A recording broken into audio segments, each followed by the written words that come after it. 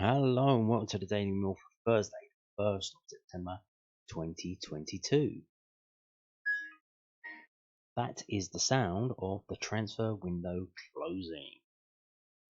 And a bit of late drama that's still going on for Millwall. So what the hell is going on? Well, I'll tell you. This is from londonnewsonline.co.uk. That there is Callum Styles. Millwall make loan move for Barnsley's Callum Styles. Millwall hoping to beat the transfer deadline cut-off and sign Barnsley's Callum Styles on loan. 22-year-old, capped 6 times by Hungary, has travelled south for his medical, but the Lions are facing a race against the clock to get the switch completed in time. There is said to be an option to buy him again for his loan spell. Styles has also been linked with Sheffield United, and tight manager Michael Duff gave little away earlier when quizzed about his future. He said, "The situation is the same as it's been since the first day I walked in the door, and the first interview I did. The same names were getting mentioned, and so from my point of view, nothing's changed. They get sold, they get sold. My job is to work with the players. Speculation has been rife. We'll wait and see. There's been interesting players, and we've got lots of interesting players. I'll be sat in until the deadline is done, speaking about rumours and things like that."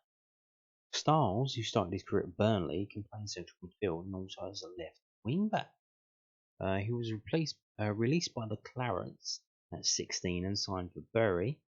Styles was also sold to Barnsley for a reported fee of £500,000 in August 2018.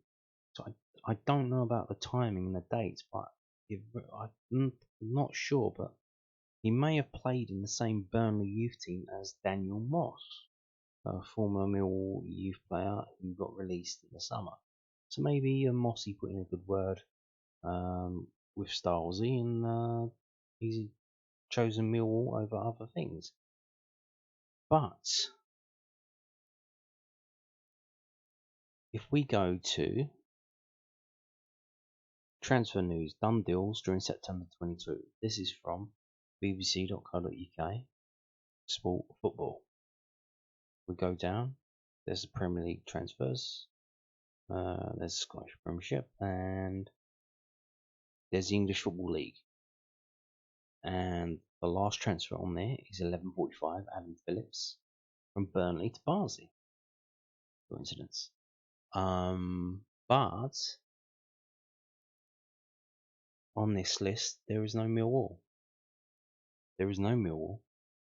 So did we sign this guy? Did we not sign this guy? Well, he is Schrodinger's transfer. He, at the same time, is playing for Barnsley and playing for Millwall. What do I mean by that? Well, if we go on to this from the YorkshirePost.co.uk, Barnsley transfer latest, Michael Hellick joins Huddersfield Town, but Callum Styles' Millwall move is up in the air. Why is that? Well, if we scroll down on this messy website and have a look, yeah, a number of clubs at home and abroad were interested in versatile midfielder Styles. Blackburn Rovers and Stoke City, whose new manager Alex Neil attended Barnsley's recent game with Bristol Rovers, were among the Championship admirers, and there is plenty of interest elsewhere. Paul Heckingbottom's Sheffield United and Hull City were also rumoured to be interested in Styles, along with Sunderland. Greek outfit Olympiakos and Turkish giants Besiktas, managed by ex-Reds head coach Valerian Ishmael, were linked with the Hungary international earlier this summer. But Millwall made the decisive move late on Thursday, agreeing a loan deal with Barnsley, only to face a race against time to get all the documentation sorted before the cut-off point. The London club have submitted a deal sheet for Styles and are likely to hear back from the EFL on Friday morning. So we've submitted a deal, we've submitted the paperwork, someone needs to look at it. Now, it has happened in the past. I think Arsenal did it with player quite famously. I think maybe Oshchenko, or was it Hoshchevin? that deal didn't go through on deadline day because they messed it up. We may or may not have signed this player. If all the paperwork is fine, we'll get an announcement tomorrow morning. If it's not, it will be a massive mess up. So we will have to wait and see. But who is Callum Styles? And why are we signing players from League One? So he's playing for Barnsley, who are in League One. And he's joining Millwall in the Championship. You've got Michael Hellick here joining Huddersfield Town in the Championship. Why is that happening? This season, for the first season, they have put a salary cap in League One. And the best players in League One are scrambling to get out of it because they cannot be paid the wages that they think they're worth. We've gone back to the dark days of the maximum wage where talented players cannot be paid what they seemingly are worth because financial fair play, things like that, because teams in the past took on massive amounts of debt to pay players massive amounts of money to try and get up in through the leagues, namely Bolton Wanderers, Derby County, Leeds in the past as well. And because of that, the EFL and other people have said you need to limit how much money you spend to players. And we are now seeing it's called like a brain drain in other situations, but what would you call it? Like skill drain, quality drain. League One is being gutted because there's a salary cap. It's not going to be a very good league, and we're seeing the same in League Two. I think if you compare the top 10 teams in the National League to the bottom 10 leagues in League Two, you will probably find that the players in the National League will get more money than the ones in League Two because there's less regulation on them. It's a lot cheaper for them to operate, and they can keep the costs down. But in League Two, not so much. And now they've got this salary cap on, but so we're seeing a lot of players bailing out of League One if they can get more money. But who is Callum Styles? Who is he? Well, this is Barnsley's page from whoscored.com. This is if we sort all the players by ratings, he's the second best player so far in this season. 6 games gone, but still over a rating of 6.92. It says there he's a midfielder and he can play on the left as well. He's played 6 appearances, scored 1 goal, 1 assist. So not bad. We go. If we go to his personal page on whoscored.com, you can see 28th of the 3rd, 2000. He was born in the year 2000. Doesn't that make you feel old? Many years ago, that was the future. Now it's the past by 22 years. Insane. He's a little ditty. He's 167 centimeters, which I think is around like 5'5", something like that. So he's another little ditty one. He's gonna be like Jamie Shackleton. And you can see here his rating for performances in League One, in the League Cup, in the Nations League for Hungary. Yep, plays for Hungary. So pretty decent player, it seems. Here is where he plays. So playing on the left,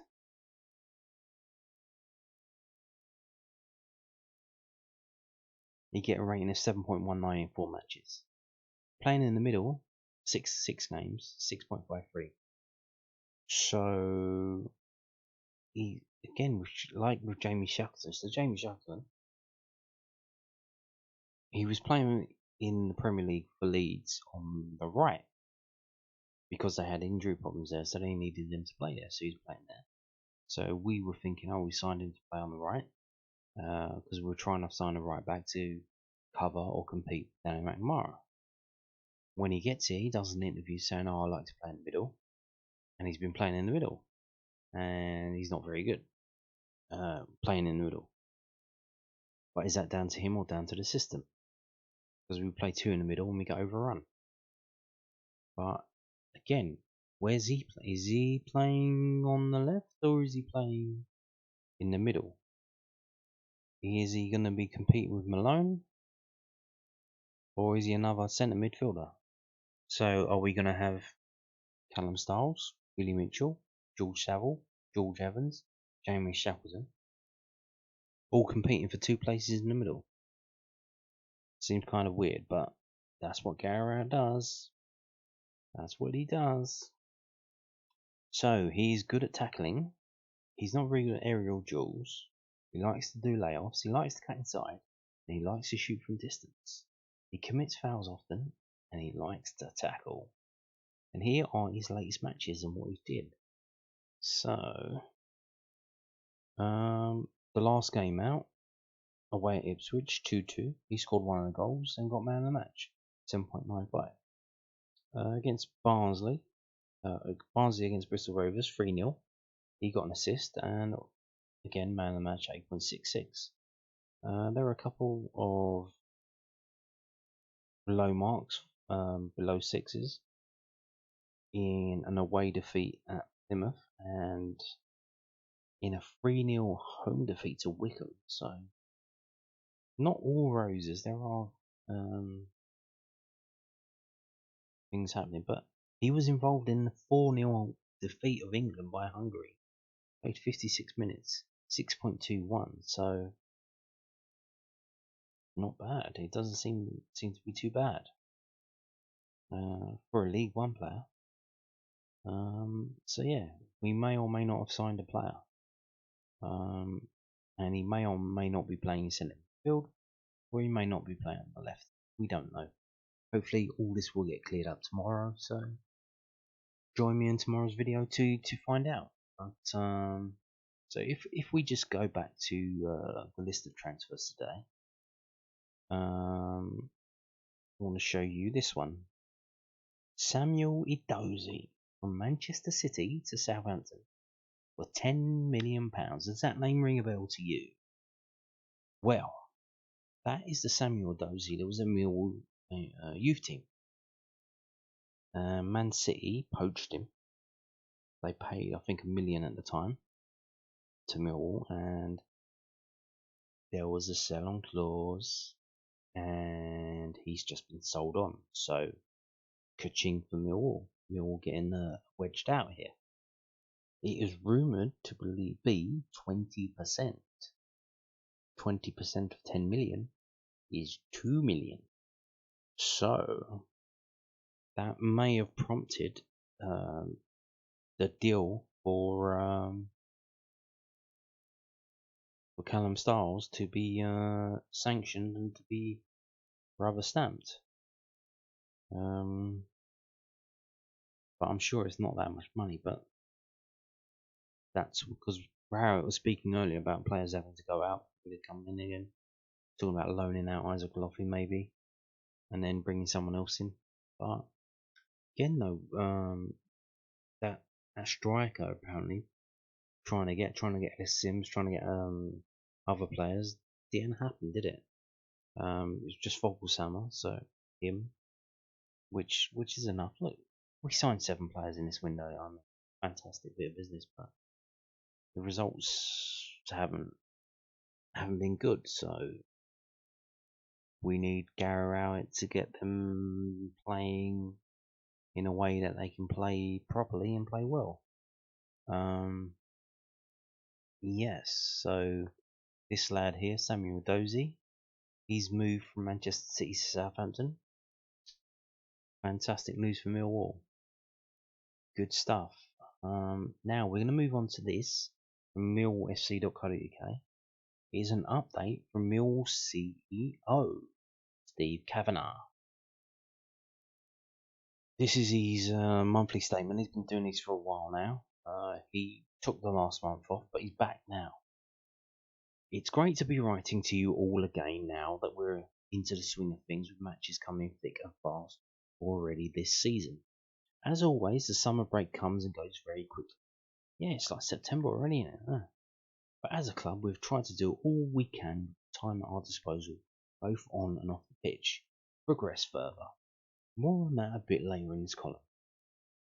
Before we get started, I'm sure everybody will join me in sending our best wishes to the supporter who claps at the game on Saturday against Reading. Thankfully, recently we received the news that he has since been discharged from hospital and will continue in his recovery. In such scary moments, the response is key, and with our fans raising the alarm as quick as they did for the medical staff to attend, a life was saved. Thank you to every single one of you who played their part, from our supporters in the Dockers Lower drawing attention to the incident, to the medical staff who attended the gentleman. It is also a reminder to everyone that during such unfortunate events, it is vital directions from stewards are followed to allow the necessary medical protocols to take place. Thank you once again. I would like to address what is a prominent talking point at the moment, and one that was discussed at the fans forum a few weeks ago. There has been a significant shift in the government's opinion and position on rail seating. And that's not seating with trains on, something else. In the past couple of years, and we're now at a stage where clubs are being put under some significant pressure to assess how it can be used at each ground. In the existing stadia, and the Den is no different, standing in all seated areas does create health and safety risks with the potential for what is called a progressive crowd collapse. There is an added risk of this in the upper tier of our north stand, where the rake is ever so slightly steeper than elsewhere and where away supporters almost universally stand. The risk of a progressive crowd collapse is reduced, amongst other measures, if you lower the number of fans in the target area, which is why we've started the season by sending tickets to away clubs in the lower tier first. This will not be viable or necessary for all matches, but it is something we will continue to do where possible. So yeah, this is a thing they've been doing this season. They've been putting the away fans in the lower tier, in the middle, surrounded by netting and stuff and barriers. So it seems we now know why they were doing that. It seems they've been told, because the away fans stand up all game, we can't have them in the upper tier, because I don't know if you remember, a few years ago now, I don't know if it was the season before Cardiff or before that, Cardiff City fan fell from the upper tier to the lower tier. Now, I don't know what happened with that, whether he sued them or what. I didn't hear anything about a legal case. Maybe they settled it, maybe insurance settled it, but I don't know what happened there. But obviously that makes the news. That's an incident. There may have been an investigation into it anyway, like a health and safety thing or whatever, I don't know. But did that affect the insurance for Millwall? Did that affect the safety certificate of the ground? Of course, you want the fans to sit down, but if they're standing and you tell them to sit down and they ignore you, what can you do? So it seems they've been doing that. They've been telling them to sit down, they've ignored them. So now they've had to, it seems they've been told to put them in the lower tier. So the risk of, what I say, like a pitch invasion or things being thrown, because you can easily throw things from the lower tier to the lower tier, like the Docker stand to the away fans, if it's lower to lower. So the risk of that is kind of being put aside in terms of the risk of them falling down the upper tier. So that's why they're doing that. We have, of course, also assessed whether rail seating can be installed in home areas, but it's not a simple solution. Given the way the Den is built, such changes in Block 18, for example, would cause line of sight issues for fans in adjacent blocks. There is a risk that it causes more problems than it solves, but we are committed to continuing our review. There is a real chance that we'll almost be forced into implementing rail seating in the upper tier of the North Stand, where we've already had to reduce numbers by 20% because of persistent standing. That has a significant impact on revenues, and the cost of rail seating in just a few rows is extremely high, so there are financial considerations in all of this as well.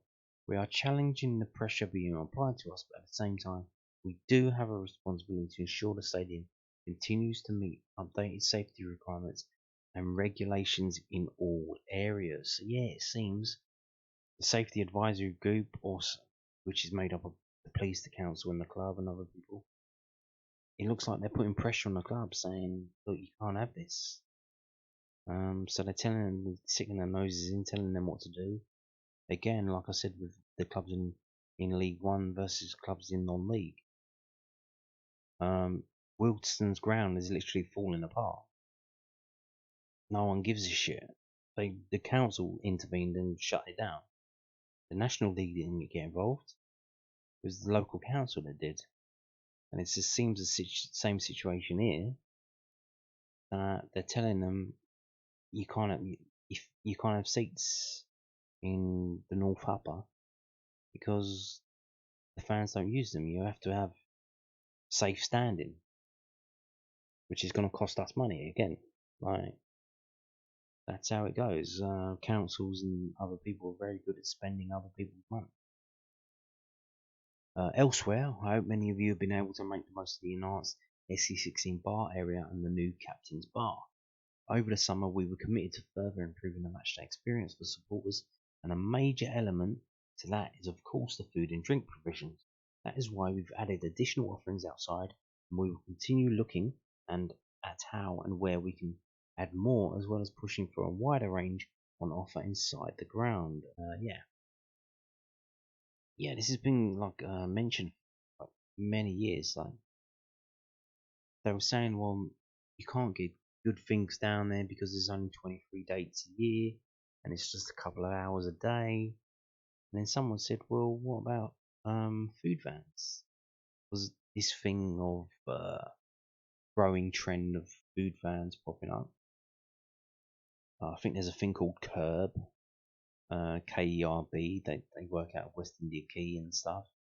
They go to like areas where there are offices and at lunchtime, so they knock out the food in a couple of hours during the lunchtime, the lunch rush. So they're used to this kind of environment. Like now they've started going to festivals and stuff. So yeah, now they've started doing food halls, box park kind of thing. But yeah, food vans, why not? So it seems the club have got some of them down there. I think a lot of people were taking the piss. There was candy floss at the last game. Well, that was kids for £1. There was supposed to be a lot of kids there, so that's why they were doing that. Game before, I think it was like German sausages and stuff. And why not? Why not? Because these food vans, this is their bread and butter. They can turn up to a place, you drive the van in, park up, knock out for food solid for an hour, massive queues, job done. Just get a cigarette on before we drive home. That's how it goes. Happy days. So like in other areas, it would have make sense from a financial perspective, and we are having to strictly review the economics around all of our decision making during this cost of living crisis. This was the most significant factor in our reluctant decision to cease production of the matchday programme. Sales had gone from a very respectable and profitable 18% of the crowd in 2012 to just under 8% in the season just gone, making the entire operation for 21-22 loss-making to the tune of just over £35,000. We of course considered reducing the programme size and the quality of production, but it was our belief that this would serve only to accelerate the sales decline even further this season. Yeah, maybe, but yeah, so it seems there was a trend going on that the sales were dropping down. This is the first time we've actually had like any official statement from Millwall about this, so interesting to see. But yeah, so that's why it's gone, because people weren't buying it. That's how it goes, isn't it? If you don't use it, you could lose it. That's how it goes.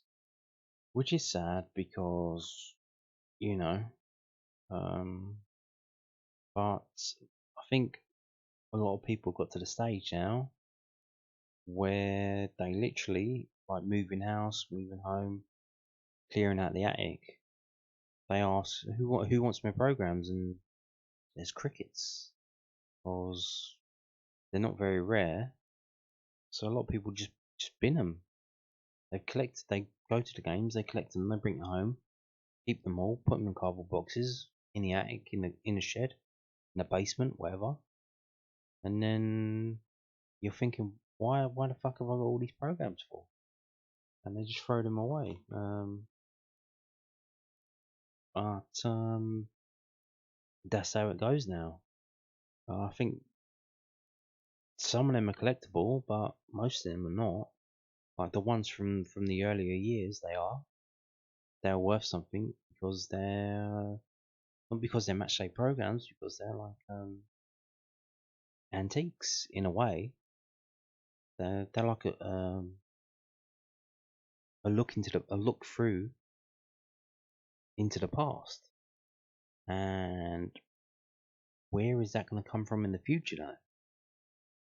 Maybe the club could do a one-off annual thing, end of season thing, um, like a match day program, but for the whole season, like a season review. In order to make sure that they don't lose any money, they could do it like a Kickstarter thing or merch drop where they tell you what they're going to do. They tell you when you need to order it by. They get all the orders in, and they say, once we've got all the orders in, we're going to start making it, and then we'll start posting them out. And so they take all the orders beforehand, the pre-order. They know how many they got to make. That's how many they make. They don't make any extra, and don't try and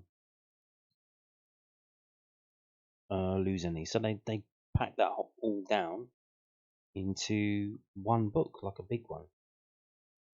But I don't know.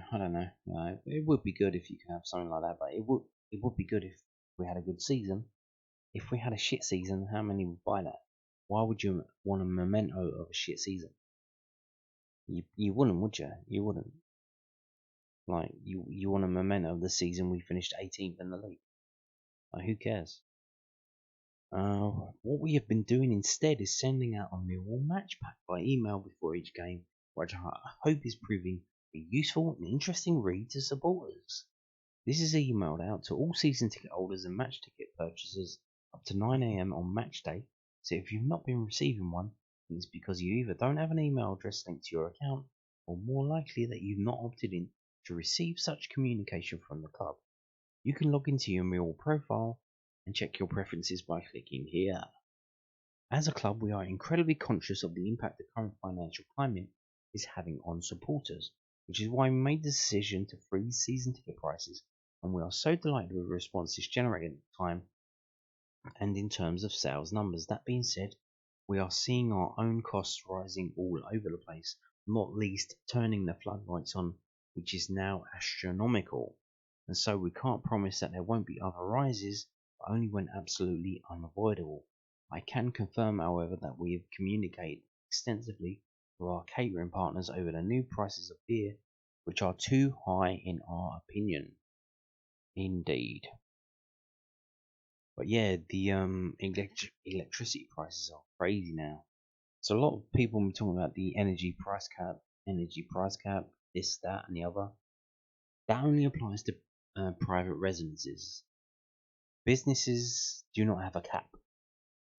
So it seems what the energy companies are doing is putting the price rises that they can't put on people on businesses. And I don't know if you've seen it. There's been a few viral things. There was one from a cafe in Ireland. They got a 3-month bill for €9,000. €9,000. There was one from Delhi in Leicester. they got a bill of £10,000. And it's literally, the owner said, like, this is it. I can't pay this. This is wiping me out. How can I pay this? It's insane what they're doing. So you imagine how much it's going to cost Millwall with the floodlights on. Someone's got to pay for that, and it's probably going to be you in next season's season. So that is a thing that could be happening. It's incredible. It's insane.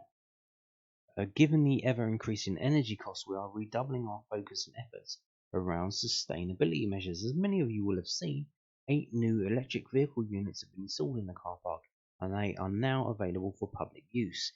If you are in the area, please feel free to pop in and use them, especially because all profits generated go directly to the Millwall Community Trust. Matchday use is possible if you already have a car park space and book in advance. It's been a very busy few months in terms of upgrading our digital services, and we're pleased that over 14,000 fans have created a Millwall profile, which is a necessary first step before buying anything online with us now. If you are yet to create yours, then it's very quick and very easy, and you can find out now by clicking here. As I'm sure you've long seen by now, we've also launched a new website and app, and Millwall TV has replaced iFollow as part of that process. Millwall TV Plus is the additional subscription-based service providing supporters with exclusive video content, and as I write this, we are just short of 1,000 sign-ups, which is really promising for an initiative which is still in its infancy. You can read more about Millwall TV and Millwall TV Plus by clicking here. So that's not so 14,000 fans have signed up for a Millwall profile. But only 1,000 have signed up for Millwall TV Plus, which is 50, I believe, 50 quid a year. So that's not a lot, is it? So the ones who get Millwall TV Plus, they get extra interviews, you get the extended highlights, and you get a full match replay probably 2 days after. Our planning application for the proposed new training ground site in the West Kingsdown has been in for some time now, and we are in the final stages of online consultation, which is ongoing. As previously communicated, we are hopeful of a positive outcome at some point this autumn, which would allow us to begin carrying out our plans for a new long-term training base and facilities, along with expanding our amazing community work out into Sevenoaks. If you go to Sevenoaks District Council, go to their planning applications and search for TN156AY, you'll get to Millwall's planning application. If you click on it, there are a lot of NIMBYs commenting on that application. Especially, I think the ones living opposite, who do not want it there. Now, could you blame them? If you lived, would you want a massive training complex outside your house? But still, I don't know how it works, but I think if you are a Millwall fan and you live in the Sevenoaks area, if you want to help the club out, go onto Sevenoaks District Council's website, find the planning application, and spend, I think it'll take like 15 minutes just leaving a comment of support. That would be good. On a final note, we've recently transitioned from a public limited company to a private one, which was a very necessary step forward in terms of cleaning up the club's corporate and financial structures.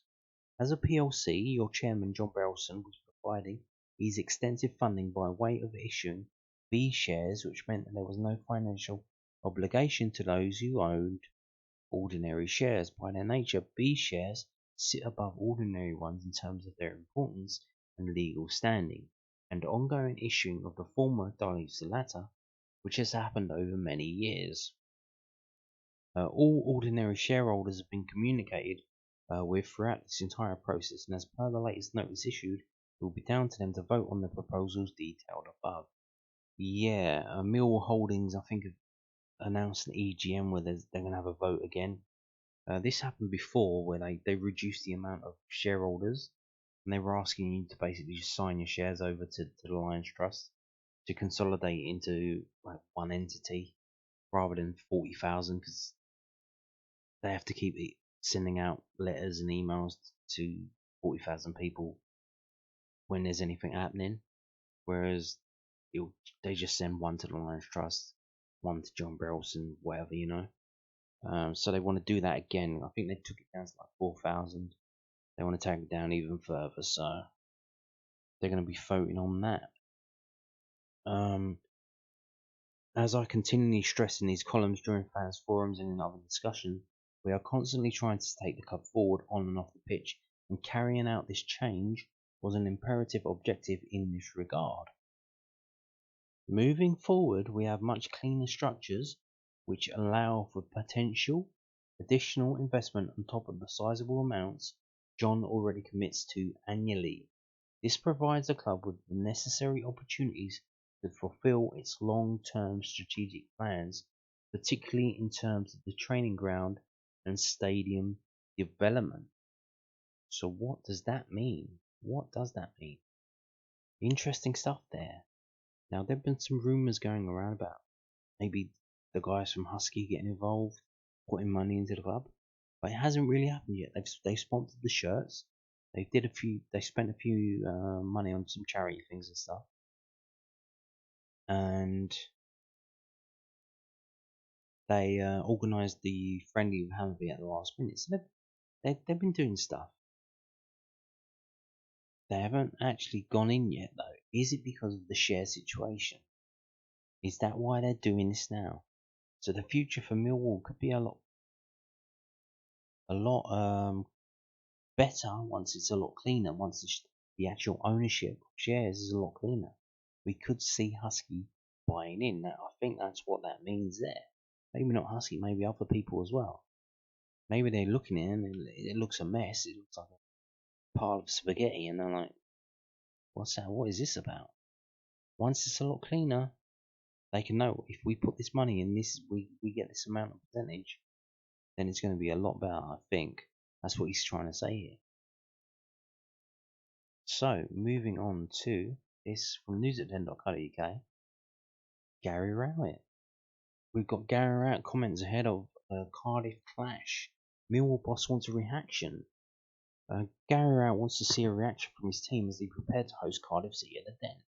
The Lions have failed to win any of their last 4 games, losing 3 consecutive matches against Norwich City, Reading and Burnley.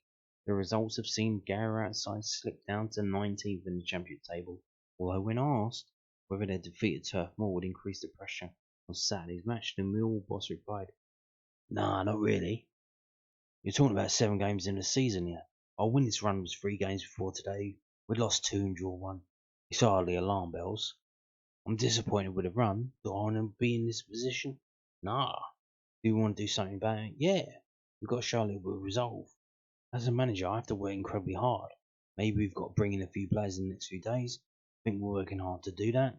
Steve and Alex. But what we've got to do is we've got to bring in some players in to see if we can spark the team into better performances." Really? Okay.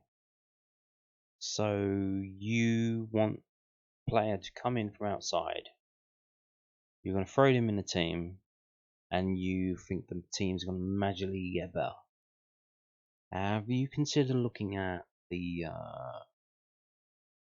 team selection, the training, the formation, style of play? Any of those? You want to look at any of those things first in terms of getting a team to play better and get results?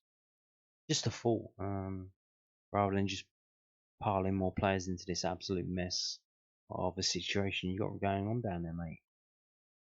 Just a thought. Yeah. Also from News at Den, Gary Rowett explains Millwall's injury situation. So here we go. Get ready for this.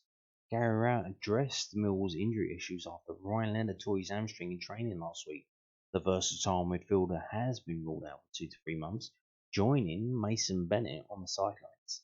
The Lions have now had 6 senior players miss out 1 or more games through injury so far this season, which has proved costly given their incredibly thin squad.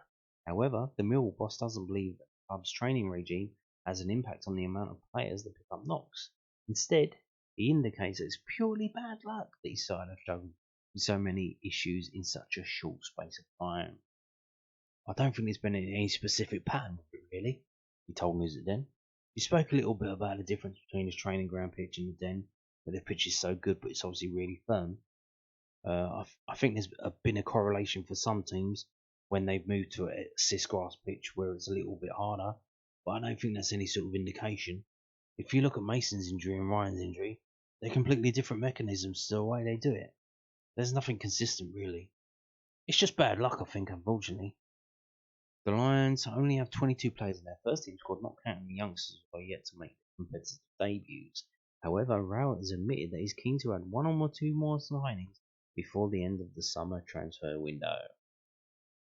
So Gary Rowett there saying it's just bad luck. Just bad luck. That's it. Nothing he can do about it. Just bad luck. Now, this is from LondonNewsOnline.co.uk. Millwall boss on Den return to Cardiff City's Mahlon Romeos. Millwall boss Gary Rowett has discussed Mahlon Romeos' impending return to the Den. The 26-year-old played 221 matches for the Lions before he signed for Portsmouth in the summer. Rowett spent the previous season on loan at Portsmouth. The fullback's last appearance at Millwall's home ground was a 2-1 defeat to Fulham in August 2021. Mahlon has played a lot of games for the club over a period of time and he was a popular figure with the club as a star, Rowett told the Southampton press. I'm sure he'll say a few hellos and be welcomed back by a few players. He was a good character. I enjoyed working with him.